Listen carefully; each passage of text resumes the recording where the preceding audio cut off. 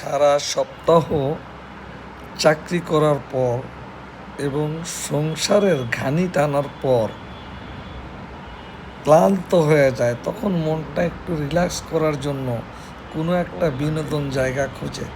আমার মনে হয় প্রতিটা লোকেই খোঁজে, যেমনটা আমি খুঁজি। তাই আমি আজকে বের হয়ে গেলাম জিয়ার বাজারে, সেকেন্ড ক্যাপিটালে আসলাম। সবুজে ঘেরা চারিদিকে একটু দীর্ঘ নিঃশ্বাস নেওয়ার চেষ্টা করলাম। এই ঢাকা সিটির কোলাহল পেরিয়ে আমি আসলাম এখানে। এই যে কিছু কিছু লোক বসে আছে, আমিও বসে আছি। কিছু লোক এখানে আসছে আনন্দ করার জন্য, সেলফি তুলতেছে। আমিও হাঁটতেছি এবং নিঃশ্বাস নেওয়ার চেষ্টা করছি, রিল্যাক্স হওয়ার চেষ্টা করতেছি, যে আমার পিছনেও যেমন কোনো দুঃখই নাই, কষ্টই নেই, সব কিছু ভুলে যাওয়ার জন্য আপন মনে চলছি।